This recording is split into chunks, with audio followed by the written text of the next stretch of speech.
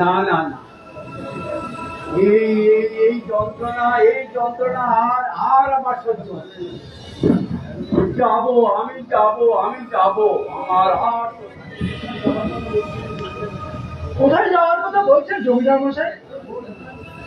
জমিদার মশাই, কোথায় যাওয়ার কথা বলছেন? ও সমাজপতি, কি ব্যাপার বলুন তো? আপনাকে গত কয়েকদিন থেকে দেখছি চিন্তা ভাবনা দেখছি। চিন্তা নয় সমাজপতি, চিন্তা নয়, এ হলো অনুতাপের জ্বালা। অনুতাপ? কিসের অনুতাপ? বলুন, আমি সব সমস্যার সমাধান করে দেব। সে আপনি বুঝবেন না সমাজপতি, সে আপনি বুঝবেন না। সেদিন যে রেখে এক অসহ্য যন্ত্রণা আমাকে জ্বালিয়ে পুড়িয়ে শেষ করেছে। আচ্ছা, কোনদিনের কথা বলছেন জমিদার মশাই বলুন তো? এই শুদ্ধ বংশজাত বিশু, তার স্ত্রী মেম, মায়া আর ছোট্ট বালক, তাদেরকে যেদিন আমার বাড়িতে এনে বেত্রাঘাত করেছিলাম, ভেঙে দিয়েছিলাম ওদের ঘর বাড়ি। শুধু তাই নয় সমাজপতি, তাই নয়, আমি একটা বিশ্বস্ত সূত্রে খবর পেলাম বিশুর বউ নাকি আমার চাবুকাঘাতে আহত হয়ে রাস্তার মধ্যে মৃত্যুবরণ করেছে। সেদিন থেকে আমি আমি আমি এক মুহূর্তের জন্য শান্তি পাচ্ছি না, এক মুহূর্তের জন্য শান্তি পাচ্ছি না। দেখুন দেখুন জমিদার মশাই, আপনি যা করেছেন তা ভালোই করেছেন। শুধু তো আপনার নিজের জন্য করেননি, এই সমাজের সার্বিক মঙ্গলের জন্যই করেছেন। না না সমাজপতি, তা কিন্তু নয়, তা কিন্তু নয়। আমার জানেন কেন যেন মনে হচ্ছে আমি এক মহা অমঙ্গলের জন্ম দিই। ওদের রীতিমাটির তাড়া করে আমি অন্যায় অধর্ম করলাম। আর এই বিশির স্ত্রীর মৃত্যু, আমি আমি আমি আমি এক মুহূর্তের জন্য শান্তি পাচ্ছি না, আমি এক মুহূর্তের জন্য শান্তি পাচ্ছি না। আমি আমি আমি নিজেকে ক্ষমা করতে পারছি না, আমি নিজেকে ক্ষমা করতে শুদ্ধ হয়ে গায়ত্রী উচ্চারণ করবে আর একটু শাস্তি পাবে না? আরে এদের তো আরো কঠিন শাস্তি হওয়া দরকার ছিল জমিদার মশাই। এ আপনি কি বলছেন সমাজপতি? ওই বৃদ্ধ শিশুর চোখের জল, মেঘ তার স্ত্রী ও মেয়েটির করুণ আর্তনাদ, আর এই ছোট্ট বালকটির বুক ফাটা কান্না আমার রাতের ঘুম কেড়ে নিয়েছে, রাতের ঘুম কেড়ে। আপনি কি বলছেন?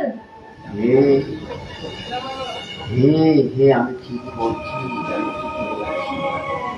জানেন সমাজপতি, কে যেন আমার কানের কাছে এসে বারবার বলছে এই অধর্মের শাস্তি তোকে পেতেই হবে। জমিদার মশাই, এ আপনার মনের ভ্রম। আপনি এসব বাজে চিন্তা বাদ দিয়ে ওই জমিদারিতে মন দিন। জানেন জমিদার মশাই, এবছর জানেন এই 200 প্রজা, এই 200 প্রজা আপনি এ নিয়ে তো কিছু ভাবছেন না, শুধু শুধু। না না সমাজপতি, শুধু শুধু নয়, শুধু শুধু নয়। এখন এখন এখন আমার এখন আর আমার আমার আমার আর এখন কিছুই ভালো লাগছে না, কিছুই ভালো লাগছে, কিছুই ভালো লাগছে। তো তাহলে তাহলে আপনি বুঝি এখন ওই সূর্য পরিবারের কাছে ক্ষমা ভিক্ষা করতে যাবেন? কি বললেন? ক্ষমা? হে সমাজপতি বাবু, আপনি তো সত্যি কথা বলেছেন।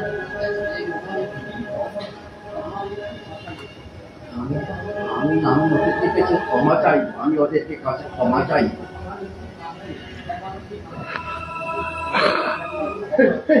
লক্ষ্মীটা মাথা গেছে। আপনি আমাকে কিছু কি বলছেন? না না না, আপনাকে কিছু বলছি না। আমি আমি আমি ওদেরকে খুঁজে বার করব। যতদিন না আমি খুঁজে পাই আর আমার এই অনুতাপের দহন জ্বালা আমি কিছুতেই মেটাতে পারবো না। হে ঈশ্বর, আমাকে শক্তি দাও, শক্তি দাও, শক্তি দাও।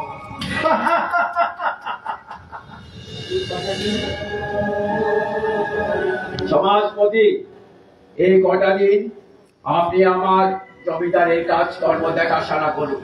আমি আমি আমি ওদেরকে খুঁজে বার করব। আমি আমি চললাম। এসো।